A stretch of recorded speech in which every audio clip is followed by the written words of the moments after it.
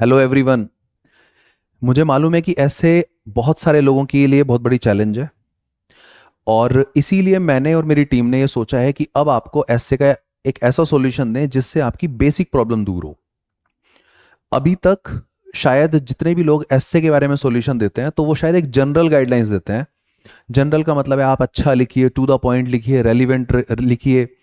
लेकिन आपको कोई भी ऐसे के लिए प्रैक्टिकल टिप्स नहीं देता है। भाई किसी ने बोल दिया कि इंग्लिश अच्छी होनी चाहिए, हैंडराइटिंग अच्छी होनी चाहिए, लेकिन हम और हमारी टीम इस बार इस प्लान में इस प्रोग्राम में क्या करेंगे, जो यूपीएससी के पिछले सालों के क्वेश्चंस आए हैं एसए के, उनके आपको प्रैक्टिकल टिप्स और पॉइंट्स इतने ज़्यादा देंगे कि हम सोचना सिखाएंगे, हम ब्रेन स्टॉर्मिंग करना सिखाएंगे, हम फूड फॉर थॉट देंगे, हम आपको मल्टीपल डायमेंशंस के मल्टीपल पॉइंट्स देंगे कि उस वीडियो को देखने के बाद जब आप खुद से ऐसे लिखेंगे तो आपके वीडियो देखने के बाद इतना ज़्यादा अंतर आपके अंदर आ चुका होगा कि वीडियो देखने से पहले जिस टॉपिक पे आपको लग रहा है कि आपको कुछ नहीं आता है, वीडियो देखने के बाद उस टॉपिक पे आपका दिमाग इतना ज़्यादा वाइडर डायरेक्शंस में सोचने लगेगा कि आपको बहुत अच्छा लगेगा। आजकल जो ऐसे आ रहे हैं वो आ रहे हैं एब्स्ट्रैक्ट फिलोसॉफिकल वेग। ऐसे एब्स्ट्रैक्ट का मतलब क्या है? इस तरह के एसेज, इस तरह की स्टेटमेंट्स जिनको आप कई बार अपनी रियल लाइफ में, प्रैक्टिकल लाइफ में फील नहीं कर पाते हो। कई बार एक सिंपल सी स्टेटमेंट होती है और उस पर 10 पेज लिखने हैं। आप उसके पॉइंट को अगर समझ भी गए तो भी आपके सामने चुनौती ये है कि उसमें 10 पेज कैसे लिखें। यूपीएससी में 2 ऐसे लिखने होते हैं। 2 का मतलब है कि 1.5 घंटे में एक ऐसे लिखना है, 1.5 घंटे में 10 पेज लिखने हैं, अच्छी हैंडराइटिंग में लिखने हैं, अच्छी इंग्लिश में लिखने हैं। मैं यहां पे ये बोलूंगा, सबसे पहला काम मैंने लिखा है, बेस्ट पे क्रॉस किया है, फास्ट और मोर पे मैंने टिक किया है। प्रैक्टिकल एडवाइस दे रहा हूं, ये मानिए आपका इस बार का वीडियो जो एससे मैं अभी बताऊंगा, उस एससे में भी आपको बहुत फायदा होगा। जितने भी बच्चे बेस्ट के चक्कर में रहते हैं उनका ऐसे कभी नहीं होता। बेस्ट एक ऐसा टाइम है, बेस्ट एक ऐसी चीज है जो धीरे धीरे विद टाइम ऑटोमेटिकली और नेचुरली आती है। बेस्ट के चक्कर में आप बैठे रहेंगे, आपका ऐसे कभी नहीं लिखा जाएगा। आप ऐसे लिखना शुरू कीजिए, वीक में एक बार या मिनिमम 2 वीक में एक बार तो पक्का लिखिए। आपको लिखना क्या है, आपको करना क्या है, आपको फास्ट और मोर पॉइंट्स। सबसे पहले तो आपको उस टॉपिक के बारे में आना चाहिए। कई बार हम ज़्यादा अच्छी इंग्लिश, अच्छी हैंडराइटिंग और कोट्स के चक्कर में रह जाते हैं और हमारे पास पॉइंट्स ही नहीं होते हैं। आपके पास सबसे पहले टॉपिक के ऊपर facts, data, examples, facts, data और एग्जाम्पल होना चाहिए। ओके, ये जो सीरीज है okay, only keyword series. Only keywords का मतलब है आपको पूरे पूरे इंग्लिश के सेंटेंसेस नहीं लिखने हैं, आपको केवल एससे एससे के कीवर्ड्स और एससे से रिलेटेड कीवर्ड्स। मैंने 2 बातें बोली हैं, एससे के कीवर्ड्स और एससे से रिलेटेड कीवर्ड्स। रिलेटेड कीवर्ड्स जो एससे की कोई स्टेटमेंट है, जैसे यहां पे मैंने लिखा है 2024 में एससे आया था, there is no path to happiness, happiness is the path. अब हम इसी एससे को सॉल्व करेंगे। यहां पे कीवर्ड है पाथ एंड कीवर्ड है हैप्पीनेस, यानी कि एससे के जो कीवर्ड है वो 2 हैं, पाथ एंड हैप्पीनेस। और ऐसे से रिलेटेड कीवर्ड्स, रिलेटेड का मतलब होता है उसके एंटोनिम्स और उसके सिनोनिम्स, यानी कि पाथ के एंटोनिम सिनोनिम और हैप्पीनेस के एंटोनिम सिनोनिम्स।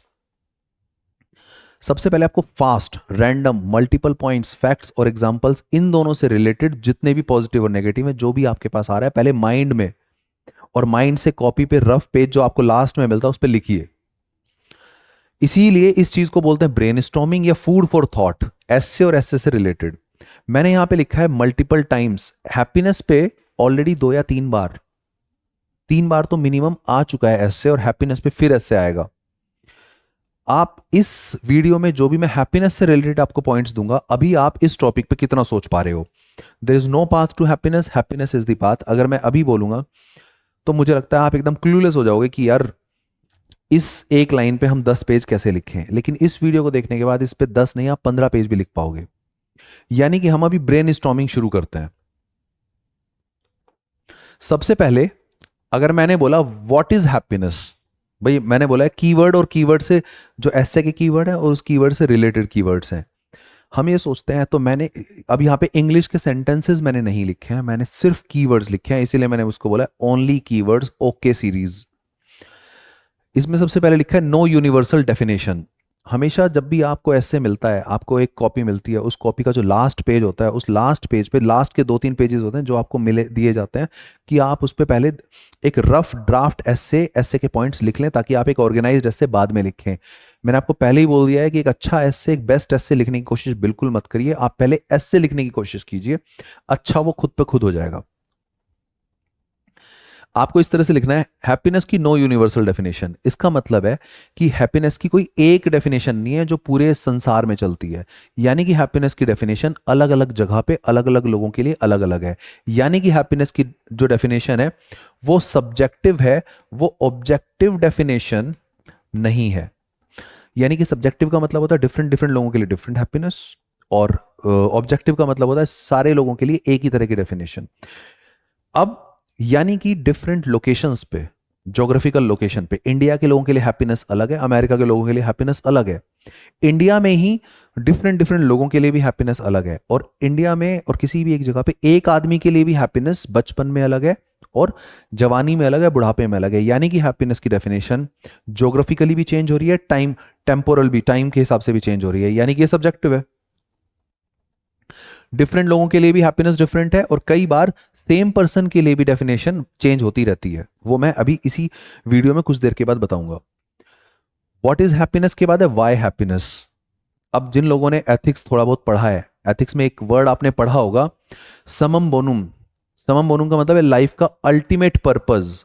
अब अल्टीमेट पर्पज, वैसे तो मुझे याद है कि मेरे 2016 के पेपर में एथिक्स में भी फर्स्ट क्वेश्चन आया था, व्हाट इज हैप्पीनेस। और अब यहां पे अगर मैं अल्टीमेट पर्पस की बात कर रहा हूं, उसमें क्वेश्चन भी पूछा था कि डज एवरीवन नीड हैप्पीनेस। और मैंने हालांकि उस टाइम पे उसको काउंटर भी किया था कि एवरीवन, जहां पे भी स्वीपिंग वर्ड्स आ जाते हैं, ओनली, बेस्ट, एवरीवन, तो मैं उसमें कुछ ना कुछ काउंटर एग्जांपल्स ढूंढता था और उसको लिखता था। यहां पे आपको ये वर्ड भी डालना है। एक्चुअली ऐसे में आपको कुछ कीवर्ड्स, कुछ कोट्स, कुछ कोटेशंस, कुछ स्कॉलर्स, कुछ थिंकर्स, कुछ फिलोसोफर्स, जितना आप डाल सकते हो, कुछ हिस्ट्री, कुछ पॉलिटी, कुछ सोसाइटी, कुछ वुमेन से रिलेटेड, कुछ फार्मर से रिलेटेड, जो जो रैंडम पॉइंट्स आपके दिमाग में आ रहे हैं वो सारे भर दो, लिख दो फास्ट। यानी कि happiness is the ultimate purpose, और हैप्पीनेस इज द समम बोनुम ऑफ एवरीवन्स लाइफ, या of most of the people life. अब हम यहां पे वर्ड यूज करेंगे। मैंने एक बात बोली है कि हमेशा अवॉइड करो यूपीएससी के किसी भी आंसर में, चाहे वो एसए हो, एथिक्स हो, जीएस का कोई भी पेपर हो, आपको एवरी वर्ड मोस्टली अवॉइड करना है, आपको मोस्ट ऑफ दी या सम ऑफ। हैप्पीनेस मिलती कैसे, हाउ? एक्चुअली हैप्पीनेस मिलती है मल्टीपल फैक्टर्स। अब मल्टीपल फैक्टर्स में हो सकता है individual factors, political factors, geographical factors, economic factors. वो आप बता सकते हो कि अलग अलग रीजन हो सकते हैं हैप्पीनेस के। हाउ लॉन्ग हैप्पीनेस, कितने दिन तक चलेगी, कब तक चलेगी? तो कुछ लोगों के लिए शॉर्ट टर्म, कुछ लोगों के लिए long term. Short term, long term. यहां पे मैंने ऊपर लिखा हुआ है सम। मैंने अभी बताया कि आपको ऑल नहीं लिखना है, ऑल अवॉइड करना है, मोस्ट भी अवॉइड कर दीजिए। अगर नेगेटिव सेंटेंस है तो सम लिख सकते हैं, अगर पॉजिटिव सेंटेंस है तो मोस्ट लिख सकते हैं कि how many people want happiness, how many people strive for happiness, how many people crave for happiness, तब आप बोल सकते हो मोस्ट ऑफ द पीपल। तब भी ऑल तो लिखना ही नहीं है। How many people are criminal, तब लिखना some of the people, some of the people. यानी कि अगर कोई नेगेटिव चीज है तब आप सम का यूज कर सकते हो, जब आप पॉजिटिव चीज है तब आप मोस्ट का यूज कर सकते हो। ऑल दोनों में ही अवॉइड करना है। यहां पे some people have this kind of happiness, some people have this kind of happiness. मैंने कोशिश की है कि आप इन सारे कीवर्ड्स को किसी भी तरीके से अपने हिसाब से यूज करिए अपने एस्से में। कुछ लोगों के लिए हैप्पीनेस है मेटेरियलिस्टिक। मेटेरियलिस्टिक का मतलब है इकोनॉमिक या कमर्शियल हैप्पीनेस। अगर आप आईआईएम में जाते हैं, आईआईटी में जाते हैं, बिजनेस करते हैं, पैसा कमाते हैं, तो आपको हैप्पीनेस मिलती है इन सब चीजों से। कुछ लोगों को हैप्पीनेस होती है काइंडनेस, कंपैशन, ह्यूमैनिटी। यानी कि कुछ लोगों को किसी के लिए दया दिखाना, किसी की सेवा करना, सर्विस, ह्यूमैनिटी, काइंडनेस, इन सब चीजों से हैप्पीनेस मिलती है। दोनों के एग्जाम्पल भी मैंने लिख दिए यहां पे। एग्जाम्पल बहुत इंपॉर्टेंट है, जैसे बिल गेट्स। अब बिल गेट्स ने फिलैंथ्रोपी की। फिलैंथ्रोपी भी एक वर्ड है जो आपको यूज करना चाहिए हैप्पीनेस में। मेरा पर्पस ये है कि ये आप सारे इंग्लिश के कीवर्ड्स, एंटोनिम, सिनोनिम, रिलेटेड, जितने भी मैं वर्ड्स लिखे हुए हैं, इन सबको घुमा फिरा के आगे पीछे कहीं भी फिट करके पहले आप एक एस्से लिखिए। बेस्ट और स्ट्रक्चर्ड आंसर की, ऑर्गेनाइज्ड एस्से की हम बात नहीं कर रहे हैं अभी हम सिर्फ शुरू कर रहे हैं। बिल गेट्स ने पैसा कमाया लेकिन पैसा उन्होंने कई बार डोनेट किया, यानी कि पहले पैसा कमाने में हैप्पीनेस, उसके बाद पैसा डोनेट करने में हैप्पीनेस। और ये बेसिक ह्यूमन नेचर है, बेसिक ह्यूमन इंस्टिंक्ट है कि हम रियली जब किसी के लिए हेल्प करते हैं तो हम सबको हैप्पीनेस मिलती है। जैन कपल आपने देखा होगा, एक एग्जाम्पल गुजरात का शायद एग्जाम्पल था कि जैन कपल ने अपने कई करोड़ रुपए डोनेट कर दिए, फिर उन्होंने दीक्षा ले ली, यानी कि अब वो अपने इस वर्ल्डली प्लेजर को छोड़ के अब वो स्पिरिचुअल वर्ल्ड में जाने वाले हैं, सब कुछ डोनेट करके। एक बुक आपने पढ़ी होगी या नहीं पढ़ी होगी, तो the monk who sold his Ferrari. तो ये 3 एग्जाम्पल मैंने लिखे हैं कि इंसान सब कुछ पाने के बाद भी सब कुछ छोड़ देता है हैप्पीनेस के लिए। पहले सेम इंसान की हैप्पीनेस ये थी, कुछ टाइम के बाद सेम इंसान की हैप्पीनेस काइंडनेस में बदल जाती है, यानी कि एज के बाद भी, या उसकी लाइफ में कोई ऐसी घटना हो, जैसे महात्मा बुद्ध की लाइफ में भी कुछ ऐसा हुआ था। तो आपको ये सारे एग्जाम्पल देखते हैं कि कैसे आप यूज कर सकते हो। दूसरा मैंने लिखा है कुछ हैप्पीनेस आर्टिफिशियल होती है, यानी कि फेक होती है, रियल लाइफ की, सोशल मीडिया वाली। और कुछ लोगों की हैप्पीनेस बहुत ही नेचुरल ट्रू होती है, रियल लाइफ वाली, एक्चुअल लाइफ वाली। जो हैप्पीनेस आप सोशल मीडिया पे देखते हो, जो फोटोग्राफ आप देखते हो, अच्छे कपड़े, अच्छे आजकल लोग खाने की फोटो डालते हैं, घूमने की फोटो डालते हैं, कुछ अचीवमेंट हुआ है उसकी फोटो डालते हैं।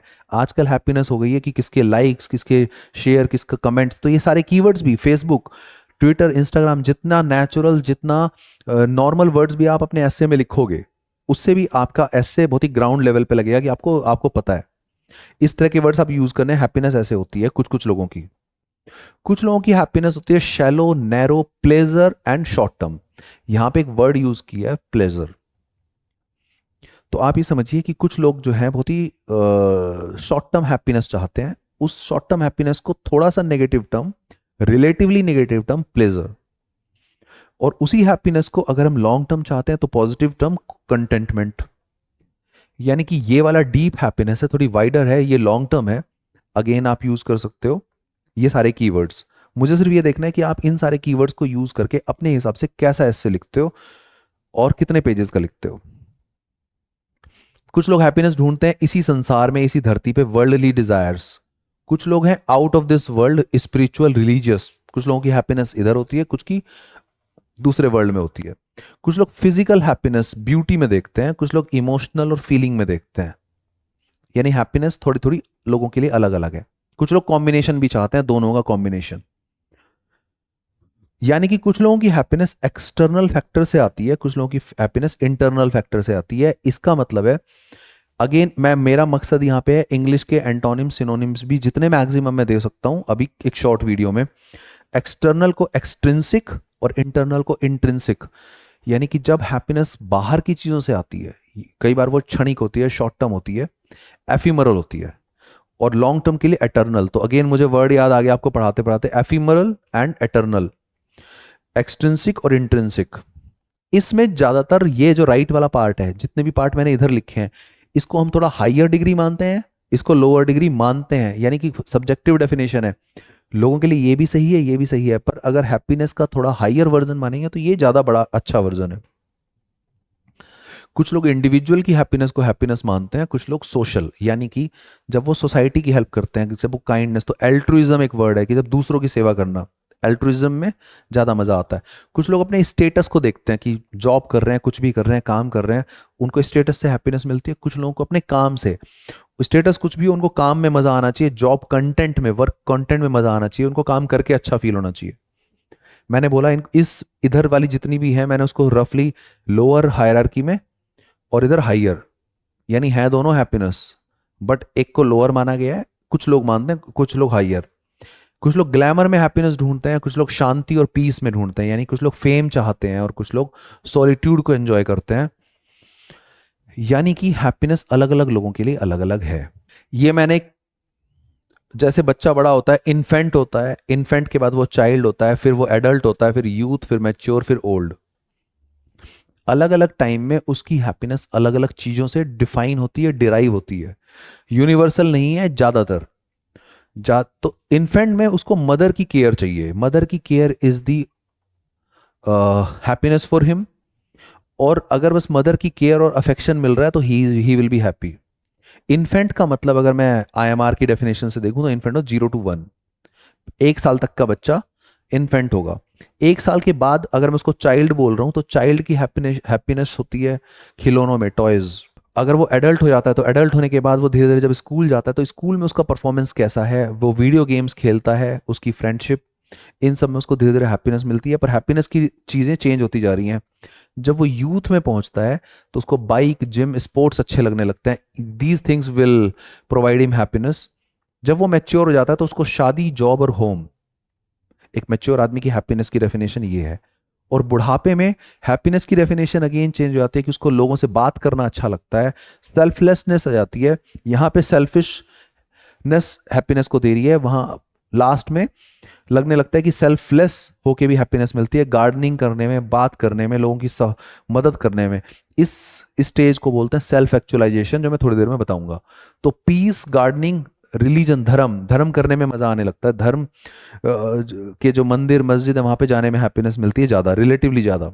जिन लोगों ने ये पढ़ा है मैस्लो की हायरार्की थ्योरी, वो एकदम सिमिलर चीजों पे है। मैस्लो ने भी 5 जो नीड्स थी उनकी हायरार्की थी कि हैप्पीनेस कैसे चेंज होती है, नीड्स कैसे चेंज होती हैं। मैस्लो नीड हायरार्की थ्योरी, सबसे पहले बेसिक जो है ये फिजियोलॉजिकल है, यानी इंसान को खाना चाहिए, खाने से हैप्पीनेस मिलती है। जब इंसान की खाने वाली इच्छा पूरी हो जाती है, उसके पास इतना सफिशिएंट फूड एंड मनी है, तब उसकी हैप्पीनेस दूसरी चीज की तरफ शिफ्ट होती है, सेफ्टी की, वो प्रोटेक्टेड है, वो रहेगा जिंदा। थर्ड है, फिर उसको चाहिए सोशल। अगर ये दोनों पूरी हो गई हैं तो तीसरी हैप्पीनेस चाहिए उसको सोशल की, समाज के लोग उसको लाइक कर रहे हैं, सोशल एक्सेप्टेंस है, उसकी सोशल लाइकिंग है, सोशल एक्सेप्टेंस, सोशल लाइकिंग, समाज में लोग उसको जानते हैं, मानते हैं, पूछते हैं, आदर सत्कार करते हैं। जब सोसाइटी होगी फिर एस्टीम, जो मैंने आदर बोला है कि उसकी एक रेपुटेशन है, उसका एक स्टेटस है, उसकी एक प्रेस्टीज है, उसकी एक एस्टीम है। धीरे धीरे जब ये सब मिल गया उसको और वो एकदम अपनी, अगर ये सब मिल गया है तो मैस्लो बोलते हैं लास्ट में आता है सेल्फ एक्चुअलाइजेशन। अब उसकी हैप्पीनेस उस चीज से आती है जो उसको करने में मजा आता है, जो काम करने में मजा आता है। यानी कि यहां पे लोअर स्टेज में उसको हैप्पीनेस मिलती है जब समाज उसको अप्रूव करता है और वो काम करता है। अगर किसी को लगता है कि पढ़ने से, इंजीनियर बनने से, आईएएस बनने से हैप्पीनेस बाकी समाज ने बोला है कि मिलेगी, तो वो आईएएस बनने के लिए ट्राई कर रहा है, इंजीनियर बनने के लिए ट्राई कर रहा है। लेकिन जब वो सेल्फ एक्चुअलाइजेशन की स्टेज में है तब वो समाज से नहीं पूछता है कि हैप्पीनेस उसकी कैसे आएगी, तब वो इंटरनली पूछता है कि उसको हैप्पीनेस किस चीज से आएगी। तब वो उन चीजों के पीछे नहीं भागता जो सोसाइटी ने उसको समझाया है, दिया है। तब वो अपनी अंदर से, ट्रू सेल्फ से, इनर ट्रू सेल्फ से पूछता है और उसके हिसाब से अपने पैशन को जीता है। अब कीवर्ड क्या क्या है? कीवर्ड है पाथ और हैप्पीनेस। या तो हैप्पीनेस पाथ बेस्ड है या फिर हैप्पीनेस गोल बेस्ड है। यानी कि हैप्पीनेस जर्नी है कि हैप्पीनेस डेस्टिनेशन है, हैप्पीनेस परस्यूट है कि हैप्पीनेस टारगेट है। आपने एक मूवी का नाम सुना होगा, परस्यूट ऑफ हैप्पीनेस। यानी कि हैप्पीनेस एक एक मीन्स है कि एक एंड है। हैप्पीनेस रेगुलर होना चाहिए, कभी कभी स्पोरेडिक होना चाहिए। पहले हैप्पीनेस आएगी उसके बाद सक्सेस, या पहले सक्सेस आएगी उसके बाद हैप्पीनेस। मुझे लगता है ये ज़्यादा सही है, ये उतनी सही नहीं है। जब आप हैप्पी रहोगे तो सक्सेस आएगी, और आप अगर ये सोचोगे पहले सक्सेस उसके बाद हैप्पीनेस, तो थोड़ा मुश्किल है। अब जो ये ऐसे है कि there is no path to success, there is no path to happiness, happiness is the path. मैंने यहां पे एक एरो बनाया है, एरो का मतलब है दिस इज पाथ, और यहां पे पॉइंट जो बनाया है दिस इज डेस्टिनेशन, यानी कि टारगेट, यानी कि गोल। कुछ लोग बोलते हैं, वो अगर इस ऐसे को ध्यान से देखें, there is no path to happiness, happiness is the path. यानी इस ऐसे के हिसाब से happiness is this, there is no path to happiness. To happiness का मतलब है हैप्पीनेस एक डेस्टिनेशन है। पहली लाइन का मतलब है हैप्पीनेस एक डेस्टिनेशन है, बट वो होता नहीं है क्योंकि नो लगा दिया है उन्होंने। अब हैप्पीनेस के क्या क्या, मैंने यहाँ पे 8 पॉइंट्स लिखे हैं हैप्पीनेस के लिए। कुछ लोग जनरली, सोसाइटी ने डिसाइड किया, ये तुमने नहीं डिसाइड किया। इंडियन सोसाइटी या पर्टिकुलर सोसाइटी चाहती है कि हैप्पीनेस किस लोगों को होनी चाहिए या किस लोगों को होती है, अकॉर्डिंग टू सम या मोस्ट ऑफ द पीपल। अगर आपका करियर अच्छा है तो हैप्पीनेस है अकॉर्डिंग टू सोसाइटी। अगर आपके पास मनी है तो अच्छा है, अगर आप ब्यूटीफुल हैं तो आप हैप्पी हैं, अगर आप हेल्दी हैं तो आप हैप्पी हैं। मैरिज अगर अच्छी हुई है, फेम आपके पास है, स्टेटस और पावर, यानी ये गोल है लाइफ के। ये 7-8 मैंने गोल लिख दिए हैं, ये अगर आपके पास है तो हैप्पीनेस है। अब हम देखते हैं कि क्या ये सही है। इन चीजों को पाने के लिए आपको क्या क्या करना पड़ेगा। करियर को पाने के लिए आपको हार्डवर्क, बर्नआउट करना पड़ेगा। आपने सुना होगा सक्सेस को पाने के लिए, करियर को पाने के लिए, कुछ दिनों पहले इन्फोसिस के चेयरमैन नारायण मूर्ति ने बोला था कि 70 घंटे पर वीक, 70 आवर्स पर वीक काम करना चाहिए। उसके बाद एलएनटी के चेयरमैन ने बोला सुब्रमण्यन जी ने 90 आवर्स पर वीक करना चाहिए। यानी कि अगर हमारी करियर को हमें अच्छा बनाना है और अब हम तभी खुश होंगे, तो फिर हमारा बर्नआउट हो जाएगा, स्ट्रेस हो जाएगा, वर्क ज़्यादा करना पड़ेगा। तो ये वाला पाथ आपको कितना मंजूर है, this is path, this is goal.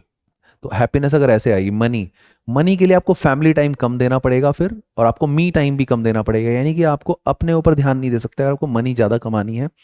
तो आपकी हैप्पीनेस अगर मनी से आती है तो आपका कहीं ना कहीं कुछ और चीज़ें कम होंगी।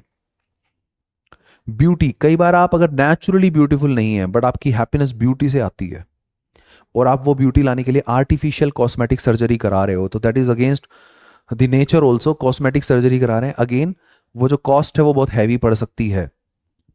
हेल्थ, अगर आपको फिट दिखना है, ये हैप्पीनेस का कार अगर लगता है कि ये आपका हैप्पीनेस का सोर्स है, इसके लिए भी आपको बहुत डाइट पे कंट्रोल करना पड़ेगा। आपको अपनी मनपसंद चीज़ें, अपने दिल पे कंट्रोल रखना पड़ेगा और एक्सरसाइज करनी पड़ेगी। कई बार लोग विटामिन आजकल लेते हैं, प्रोटीन प्रोडक्ट्स लेते हैं आर्टिफिशियल, वो सब लेने पड़ेंगे, तो उससे हैप्पीनेस अगर आप इधर ड्राइव करते हैं। मैरिज, अब सोसाइटी के हिसाब से अगर मैरिज करनी है तो आपको अपने कास्ट के हिसाब से, अपने स्टेटस के हिसाब से, अपनी एज के हिसाब से शादी करनी है। आजकल तो अगर इंटरनली कई बार लोग अपनी ना कास्ट को देखते हैं, आजकल एज को नहीं देखते हैं, आजकल तो जेंडर को भी नहीं देखते हैं। तो हैप्पीनेस में आप सोसाइटी के सेट नॉर्म्स के हिसाब से मैरिज करेंगे तो हैप्पीनेस कैसे आएगी, और आप अगर खुद से कर रहे हैं, सोसाइटी के नॉर्म से नहीं जा रहे हैं, तो कैसे आएगी। फेम, फेम इतना आसान नहीं होता है। फेम के लिए भी आपको सेक्रीफाइस करना पड़ता है, फिजिकल और मेंटल स्ट्रेस से। कई बार कुछ ऐसे काम होते हैं जो करते हैं जब जब आपको फेम और स्टेटस मिलता है। पावर, पावर में भी कई बार आपको ऑनेस्टी को थोड़ा सा, कई बार या कभी कभी, नॉट कई बार, ताक पे रखना पड़ सकता है। आपको टाइम खराब हो सकता है, आपके रिलेशंस खराब हो सकते हैं। यानी कि अगर ये सारी हैप्पीनेस के अकॉर्डिंग टू सोसाइटल नॉर्म्स, अगर इफ दिस इज हैप्पीनेस, तो then this happiness can cost these many things.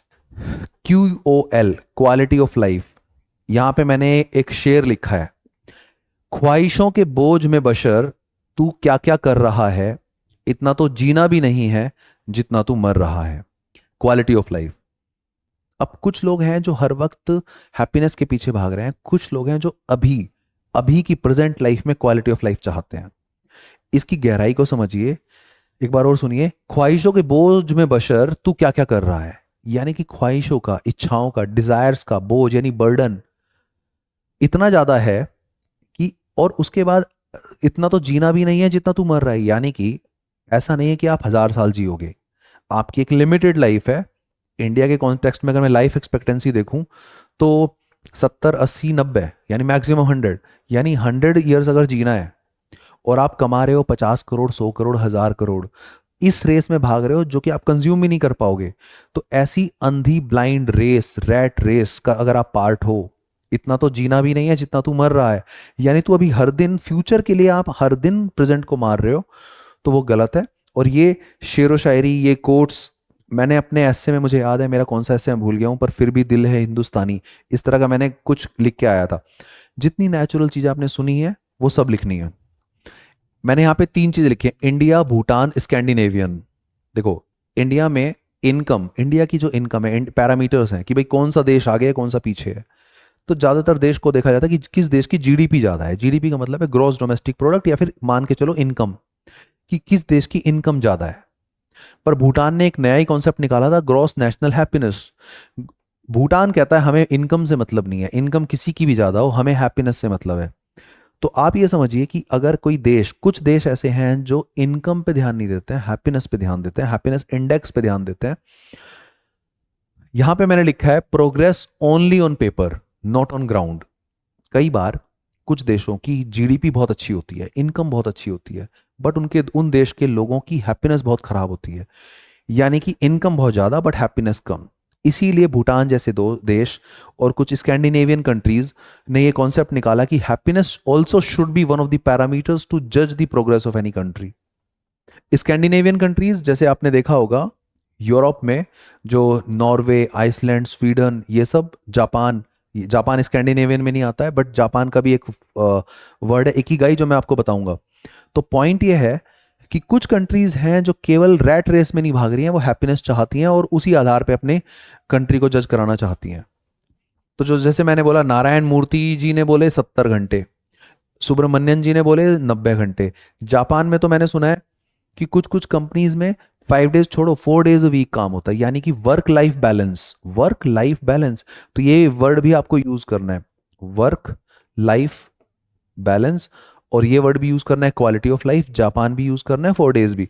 ये सारे एग्जाम्पल आपको यूज करके ये ऐसे लिख के ट्राई करना है।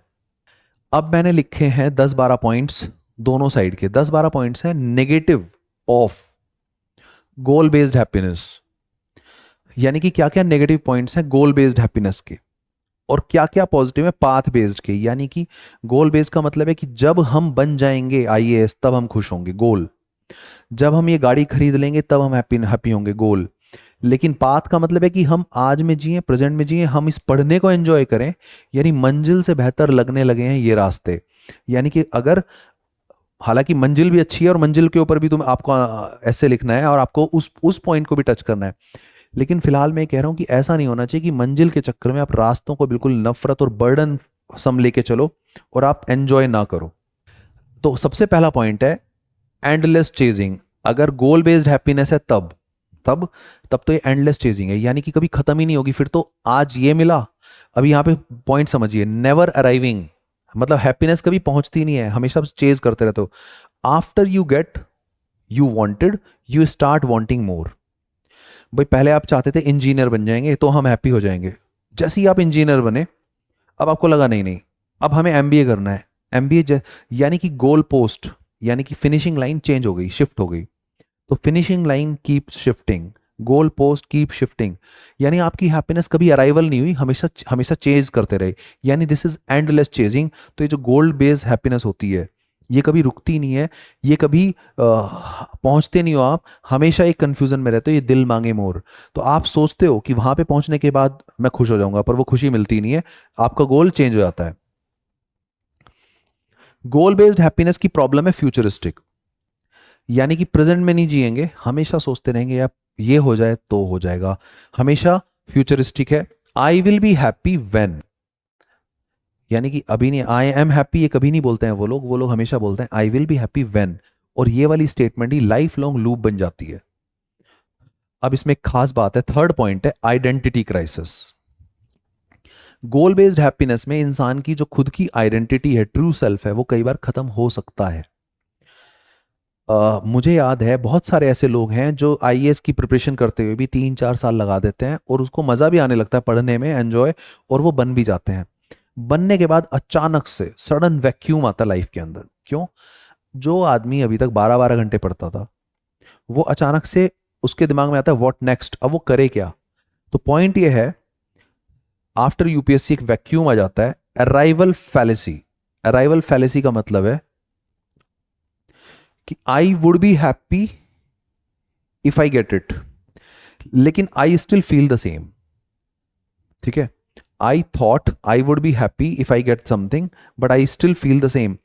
आपको भी लगता है कि यूपीएससी निकल जाएगा। मुझे याद है मेरा एक फ्रेंड था, उसने बोला था कि जिस दिन यूपीएससी में सिलेक्शन हो जाएगा उस दिन पूरे दिल्ली में पटाखे छुटाएंगे। उसका सिलेक्शन हो गया, होने के बाद उसने बोला कि मुझे उतना सेम ही लग रहा है, कोई बहुत ज़्यादा तो चेंज आया नहीं है। एक्चुअली जब तक नहीं होता तब तक बहुत क्रेज है, होने के बाद नॉर्मल लगने लगता है, होने के बाद कुछ लोगों को नेगेटिव भी लगने लगता है, यानी कि प्राप्ति ही समाप्ति है। यानी कि जब तक, मैस्लो ने भी बोला है, satisfied need is no more source of motivation. तो जिस दिन आपको वो चीज मिल जाती है उसके बाद उसका मोटिवेशन कम होने लगता है। फोर्थ पॉइंट मैंने लिखा है सेल्फ वर्थ। कई बार हम अपनी वर्थ को रिजल्ट से अटैच कर लेते हैं। अगर मैं आईएएस बनूंगा तो ही मैं टैलेंटेड हूं, अगर मैं नहीं बना तो मैं दुखी रहूंगा और मैं टैलेंटेड नहीं हूं। आपको ये समझना पड़ेगा कि फेलियर जो होती है किसी की भी, वो बहुत ही नेचुरल है और टेम्परेरी है। नेचुरल का मतलब है कि फेलियर किसी के साथ भी हो सकती है, बहुत ही लाजमी है। टेम्परेरी का मतलब है कि फेलियर एक चीज में होगी, दो में होगी, हमेशा नहीं होगी, परमानेंट नहीं होती है फेलियर। लेकिन कुछ लोग जो गोल ओरिएंटेड हैप्पीनेस सोचते हैं, वो लोग ये सोचते हैं कि अगर मैं फेल हो गया हूं तो ये मेरी रेपुटेशन का मैटर है, ये मेरी सेल्फ वर्थ का मैटर है, यानी कि मेरे अंदर कोई पर्सनल फ्लॉ है। तो वो लोग भागने लगते हैं, उनको शर्म आती है, शेमफुल मानते हैं, वो रन अवे करते हैं। यानी कि जो लोग अपनी सेल्फ वर्थ को गोल बेस्ड हैप्पीनेस से अटैच कर लेते हैं वो परेशान रहते हैं। ओके, फिफ्थ पॉइंट है अगेंस्ट पैशन या अगेंस्ट ट्रू सेल्फ। अगर हैप्पीनेस हमने, आपको याद होगा 3 इडियट्स में, मुझे एक्टर का नाम याद नहीं है कि कौन सा एक्टर था जो शायद फोटोग्राफर बनना चाहता था, लेकिन पेरेंट्स ने बोला कि फोटोग्राफर का फ्यूचर पता नहीं है नहीं है। इंडिया में ज़्यादातर माँ बाप क्या चाहते हैं कि बच्चा पहले कमा ले कुछ। तो फोटोग्राफर जो कि उसकी इंटरनल पैशन था, उसका ट्रू सेल्फ चाहता था, लेकिन पेरेंट्स के प्रेशर में बोलो या सोसाइटी के प्रेशर में बोलो, वो इंजीनियरिंग करने आ गया। यानी कि गोल बेस्ड हैप्पीनेस में आप ट्रू सेल्फ से दूर चले जाते हो, पैशन से दूर चले जाते हो। एग्जाम्पल को आपको मेंशन करना है। गोल बेस्ड हैप्पीनेस में आप ओवर एम्बिशियस हो जाते हो, सेल्फिश हो जाते हो, लोनली हो जाते हो, रेस्टलेस हो जाते हो, एंग्जाइटी।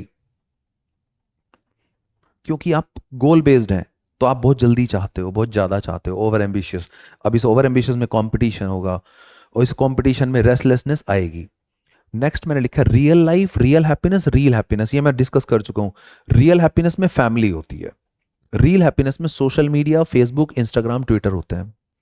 रियल हैप्पीनेस में एक्चुअली फ्रेंड्स होते हैं, बट रियल हैप्पीनेस में फॉलोअर्स और सब्सक्राइबर्स होते हैं। यहाँ पे फ्रेंड्स, वहां पे फॉलोअर्स। यहाँ पे एक्चुअल सपोर्ट होती है, यहाँ पे होते हैं लाइक्स, कमेंट्स एंड शेयर। दोनों हैप्पीनेस हैं। कैसी कैसी सपोर्ट चाहिए? फिजिकल, यानी कि अगर आपको जरूरत है तो वो खुद चल के आए आपकी हेल्प करने के लिए। Physical, mental, emotional, financial. Financial help कर रहा है, कोई पैसे दे रहा है आपको। इमोशनल, आपको जरूरत है, कोई आपको कंधा दे रहा है, सुन रहा है, समझ रहा है। उधर जो फोटो डाले जाते हैं वो हाफ ट्रू डाले जाते हैं, डिस्टोर्टेड डाले जाते हैं, स्क्यूड डाले जाते हैं, लोप साइडेड डाले जाते हैं। केवल उतने डाले जाते हैं जो दिखाना चाहते हैं। रियल लाइफ में भले ही वो दुखी हो, स्ट्रगल की फोटो नहीं डालेंगे। नॉट स्ट्रगल, स्ट्रगल की फोटो नहीं डालते हैं, पर फूड की फोटो आजकल डाल रहे हैं लोग। मूवी देखने जा रहे हैं, कोई अचीवमेंट हुआ, कोई प्री वेडिंग शूट्स हुआ, कोई डेस्टिनेशन, कोई होटल्स, तो इस तरह की लोकेशन के फोटो डालते हैं। इससे सिर्फ डिस्टोर्टेड व्यू आता है और कुछ लोग अपने आप को परेशान भी करते हैं उनको देख के। 8th पॉइंट मैंने लिखा है zero sum game. Zero sum game क्या होता है? जीरो सम गेम आप समझिए कि ये टोटल कांस्टेंट है। अगर ए को इतना मिला तो बी को ज्यादा मिलेगा, और अगर ए को ज्यादा मिला तो बी को कम मिलेगा। अगर ए को 30 मिला है, बी को 70 मिलेगा, टोटल 100 है। अगर ए को 60 मिला तो बी को 40 मिलेगा। तो प्रमोशन अगर एक को होना है और 4 लोग हैं, if I win you lose. अब अगर 5 लोग हैं, प्रमोशन केवल एक ही को होना है, तो हैप्पीनेस गोल बेस में टेंशन आएगी, क्योंकि फिर उनमें कंपटीशन आएगा, फिर उनमें एनवी आएगी, जेलसी आएगी, राइवलरी आएगी। तो ये हैप्पीनेस गोल बेस्ड में ये सब प्रॉब्लम होती है, रिसेंटमेंट आएगा। 9th पॉइंट मैंने लिखा है गोल बेस्ड हैप्पीनेस में कंज्यूमरिज्म और ऑस्टेंटेशियस कंजम्पशन। देखो, आपने देखा होगा आजकल आईफोन लोग खरीदते हैं ईएमआई पे। आजकल लोग मर्सिडीज खरीदते हैं ईएमआई पे। आजकल लोग घर तो छोड़िए, घर तो चलो फिर भी एक इंपॉर्टेंट चीज है, शादी, मैरिज में जो एक्सपेंडिचर करते हैं वो भी लोन और ईएमआई पे। तो यानी कि लोग दिखाने वाली, दिखावे की लाइफ में हैप्पीनेस ढूंढ रहे हैं, और बाद में वो सिर्फ आगे से हैप्पीनेस है, बाद में वो परेशान हो रहे हैं। तो इस तरह की हैप्पीनेस लॉन्ग टर्म नहीं होती है।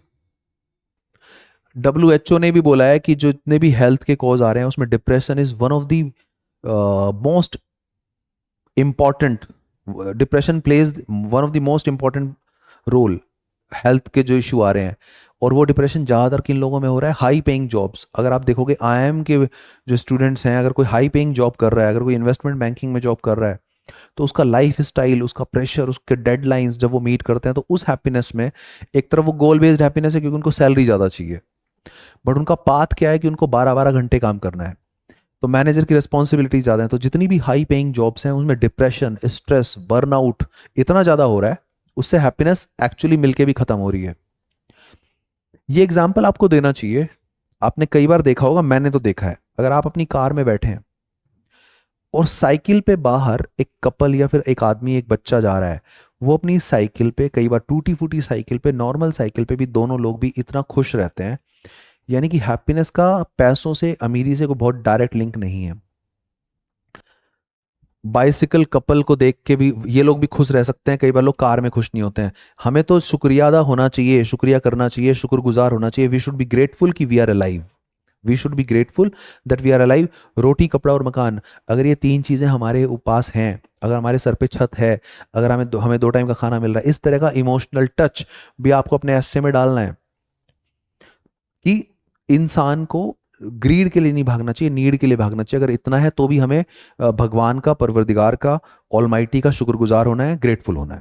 तो हैप्पीनेस ये है। ये बहुत इंपॉर्टेंट पॉइंट है लास्ट वाला, life does not go always as per the plan. हम जैसे प्लान करते हैं 5 साल बाद ये करेंगे, 10 साल बाद ये करेंगे, फिर घर खरीदेंगे, फिर यहां जाएंगे, फिर वहां जाएंगे। आजकल आपने इतना देख लिया सोशल मीडिया पे, 30s की एज में, 40s की एज में इतने लोग जिम करते करते डेथ हो रही है, गिर जाते हैं जिम करते करते, शादी के फंक्शन में डांस करते करते गिर जा रहे हैं अचानक से। यानी कि 30 और 40 की एज में इतने लोगों की डेथ हो रही है, तो यानी कि सडन डेथ कभी भी हो सकती है। तो हम इतना लंबा प्लान करके चल रहे हैं और हैप्पीनेस गोल बेस्ड बना रखा है, तो हम, मुझे लगता है कि हैप्पीनेस इज द पाथ, हमें हर दिन जीना चाहिए। वो जियो तो हर दिन ऐसे जियो जैसे कि आखिरी हो। अब है पाथ बेस्ड हैप्पीनेस, इसके भी मैंने 10-12 पॉइंट ही लिखे हैं। उसका जस्ट अपोजिट है कि ये क्यों अच्छा है।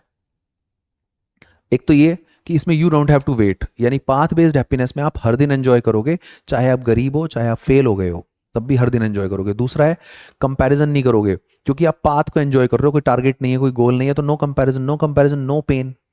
थर्ड है इवन इफ गोल फेल्स। पहले वाले में क्या था, गोल बेस्ड में था कि गोल अगर पूरा नहीं हुआ हैप्पीनेस नहीं मिलेगी, पर ये समझदार आदमी है, ये कह रहा है अगर इवन इफ गोल फेल्स तब भी एटलीस्ट आई लर्न समथिंग। तो ये जो पाथ बेस्ड है इसमें आप थोड़ा थोड़ा हैप्पीनेस जरूर पाओगे, उसमें तो 0 या 1, गोल है तो हैप्पीनेस, नहीं है तो नहीं। यहां पे अगर गोल नहीं भी है तो भी कुछ तो हैप्पीनेस आई। गांधी का एग्जाम्पल लिख सकते हो आप। गांधी जी को इतना कोई फर्क नहीं पड़ता था टारगेट से, उनको था रास्ता, उनका पाथ अच्छा होना चाहिए। 2 रास्ते थे, ट्रूथ एंड नॉन वायलेंस। तो ये मेंशन करिएगा कि गांधी जी की हैप्पीनेस थी रास्ते पे, पाथ इज हैप्पीनेस, तो truth and non violence. Scandinavian country का मैं आपको बता ही चुका हूं कि उनको क्वालिटी ऑफ लाइफ चाहिए उनको, और जापान का मैं आपको बता ही रहा हूं अगली बार कि उनके लिए इंपॉर्टेंट ये नहीं है कि गोल क्या है, उनके लिए हैप्पीनेस इंपॉर्टेंट है। जापान में एक टर्म है इकिगाई, इसका मतलब है लाइफ का पर्पज, लाइफ का। और सबकी लाइफ का पर्पज अलग होता है, सबकी इंटरनल डिजायर अलग होती है। तो यहां पे मैंने 3 वर्ड लिखे हैं, टैलेंट, पैशन एंड प्रोफेशन। हो सकता है आपका जो टैलेंट है, सपोज आपको पढ़ाना अच्छा भी लगता है और पढ़ाना आता भी है, पढ़ाना अच्छा लगता है पैशन, पढ़ाना आता है टैलेंट, और फिर पढ़ाने का प्रोफेशन आपने चूज कर लिया, तो ये तीनों में मैच हो गया, तो दिस इज लाइफ पर्पस, तो आप हैप्पी रहोगे हमेशा। तो 3 चीज दोबारा समझा रहा हूं मैं। पढ़ाना अच्छा लगता है पैशन, और पढ़ाना आता भी है टैलेंट, और उसके बाद पढ़ाने को ही आपने अपना प्रोफेशन बना लिया। इसी तरह स्विमिंग है, इसी तरह क्रिकेट है, इसी तरह एक्टिंग है। यानी कि जब ये तीनों चीजें मिल जाती हैं तो हैप्पीनेस है। तो आपको ये मेंशन करना है आपको अपने एस्से में। 7th पॉइंट है Indian Gurukul, authentic living.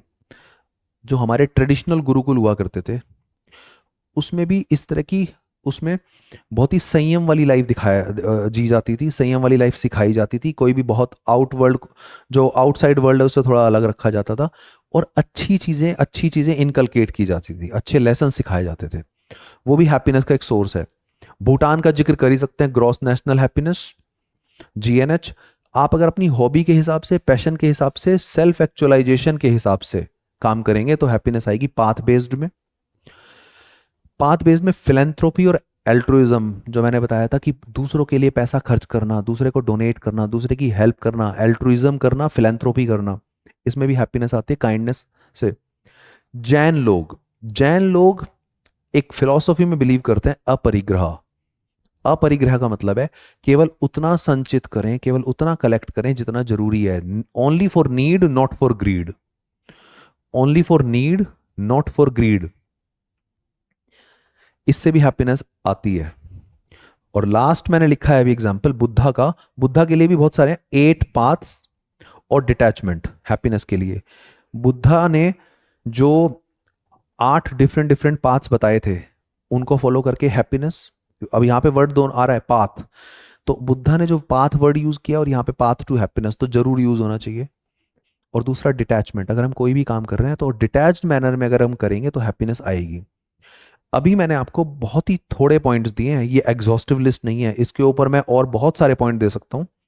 But अभी फिलहाल आपको क्या करना है, अभी फिलहाल आपको सबसे पहले तो ये वीडियो देखना है। चलो आपने देख लिया, देखने के बाद right this video points and your own points. यानी कि इस वीडियो में मैंने जितने भी पॉइंट बोले हैं, एक तो वो सारे आपको लिखने ही लिखने हैं, दूसरा, जब भी मैं कुछ बोल रहा हूं आपका दिमाग को फूड फॉर थॉट मिलेगा और आप उससे रिलेटेड कोई भी कीवर्ड, अभी फिलहाल ही सोचिए मत, रेलिवेंट, रेलिवेंट अभी आपको नहीं सोचना है।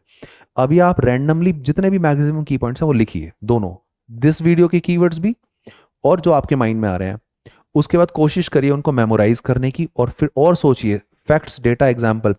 आप थोड़ा सोचिए इन दोनों कीवर्ड पे, हैप्पीनेस पे और पाथ पे, थोड़ा पॉलिटिकल पॉइंट, थोड़ा इकोनॉमिकल पॉइंट, थोड़ा ज्योग्राफिकल पॉइंट। आप एक काम करिए, यूपीएससी के जो टॉपिक्स हैं, यूपीएससी का जो सिलेबस है, उस सिलेबस से related history, geography, polity, economy, current affairs, environment, इन दोनों शब्दों का जो भी आपको कनेक्शन बचपन से लेके अभी तक जो भी याद आ रहा है, पहले वो सारा रैंडम भर लीजिए। अभी बिल्कुल भी मत सोचिए कि आप कोई ऑर्गेनाइज्ड, स्ट्रक्चर्ड, कोई बहुत ही वेल प्लान्ड ऐसे लिख पाओगे, वो कभी नहीं हो पाएगा। जब आपके नंबर 160 और 170 आएंगे तब भी नहीं हो पाएगा शायद। पहले आप लिखना शुरू कीजिए, धीरे धीरे धीरे धीरे वो बेस्ट की तरफ आप मूव कर लेंगे, वो परफेक्ट एस्से की तरफ आप मूव कर लेंगे। ये आपको एक्सरसाइज है, ये आपको पूरी करनी है। और इस तरह की एक्सरसाइज ही अब मैं और मेरी टीम इन 3-4 महीनों में जितने भी बच्चों ने प्री देने वाले हैं, जितने बच्चे अभी कहीं भी पढ़ रहे हैं, जो भी एस्से के इस प्रोग्राम को करेंगे, हम इसी तरीके से आपको एस्से कराएंगे। इस तरह के एस्से कराने से फायदा ये होगा कि अभी तक आप जो रैंडम हवा में घूमते रहते थे कि मुझे कोई पॉइंट्स नहीं मिल रहा है, अब पॉइंट्स ही हम देंगे, इतने पॉइंट्स देंगे कि आपका माइंड एक्टिवेट होगा, आपका माइंड काम करने लगेगा, आपका माइंड ब्रेनस्टॉर्मिंग करेगा, आपके माइंड को फूड फॉर थॉट मिलेगा। और okay series, only keyword series में सबसे पहले आप लिखना शुरू करेंगे। मैं बार बार कह रहा हूं, बेस्ट ऐसे अभी नहीं आएगा, बट आप कम से कम उस सिचुएशन में आइए, कम से कम कि अभी आप कुछ नहीं लिख पा रहे हैं, अभी आपका पेन नहीं चल रहा है, पेन चलना शुरू करें। ऐसे वैसे भी बहुत सारे एग्जाम्स में पूछा जाता है, स्टेट सर्विसेज में पूछा जाता है, जीमैट में पूछा जाता है। तो इस तरह की एक्सरसाइज से आपको एक्चुअली जीएस में भी फायदा हो, क्योंकि आपको ये समझ में आएगा कि हमें एस्से से रिलेटेड वर्ड्स और कीवर्ड्स को ये आंसर में बार बार लिखना है। आपके एस्से में बार बार ये पाथ टू हैप्पीनेस और हैप्पीनेस इज द पाथ बीच बीच में 2-4 बार, 5-6 बार आना चाहिए। लगना चाहिए कि जो आप लिख रहे हो वो एस्से से रिलेटेड लिख रहे हो। वो हम बाद में बात करेंगे, लेकिन अभी मैं चाहता हूं कि आप इस टॉपिक को पढ़ के एक बार 10-15 पेज का एस्से अपने हिसाब से, कैसा भी हो, बस पॉइंट्स भर दो भले ही, बट लिखिए जरूर। This is my request also, this is my strategy part also for you. अगर आप करेंगे आपको बेहद बे इंतहा फायदा होगा। Thank you so much.